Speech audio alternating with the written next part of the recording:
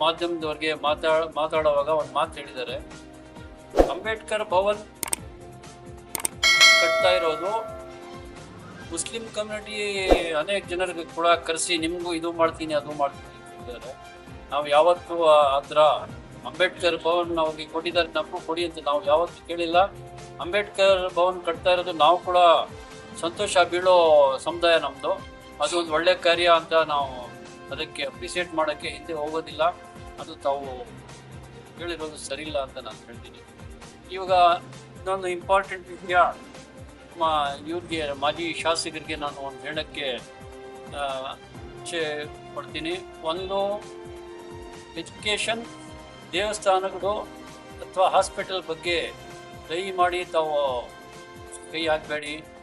ಈಶ್ವರ ವಿದ್ಯಾಭವನ ಅದ್ರ ಬಗ್ಗೆ ತಾವು ಏನೇನೋ ಹೇಳಿದಿರ.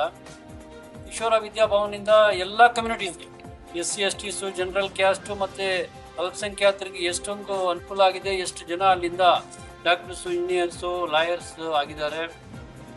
ಕಾನೂನು ತೊಡ್ಕೊಳ್ಳಿದ್ರೆ ಅದು ಜಮೀನವ್ರು ನೋಡ್ಕೊಳ್ತಾರೆ, ಬೇರೆ ಸ್ಕೂಲ್ ಅವ್ರು ನೋಡ್ಕೊಳ್ತಾರೆ. ತಾವೆಲ್ಲ ತಾವು ಕೈ ಹಾಕಿ ಹೋದ್ರೆ ಭಾಳ ಉತ್ತಮ ಅಂತ ಹೇಳ್ತಾ, ಕೈಲಾಸಗಿರಿ ದೇವಸ್ಥಾನ ನಮ್ಮ ಇಂಡಿಯಾ ದೇಶದಲ್ಲಿ ಒಂದು ಪ್ರಸಿದ್ಧವಾದ ದೇವಸ್ಥಾನ.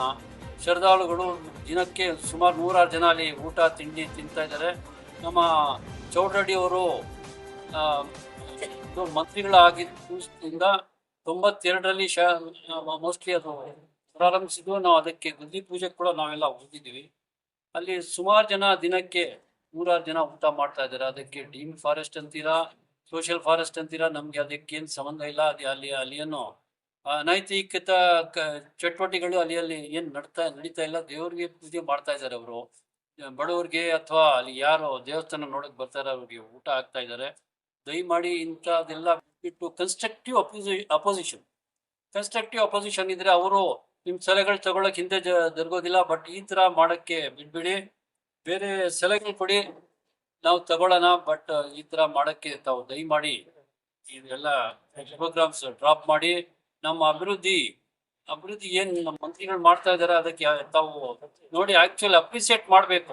ತಮ್ಮರಲ್ಲಿ ಒಂದು ರಿಕ್ವೆಸ್ಟ್ ಏನಂದ್ರೆ, ಒಳ್ಳೆ ಕಾರ್ಯಗಳಾಗ್ತಾ ಇರೋದು ಅಪ್ರಿಸಿಯೇಟ್ ಮಾಡಬೇಕು ಅಂತ ತಮ್ಮರಲ್ಲಿ ಕೋರ್ತಾ ಈ ಮಾತುಗಳನ್ನ ನಾನು ಮಿತ್ರ ಮಾಡ್ತೀನಿ. ಜೈ ಹಿಂದ್, ಜೈ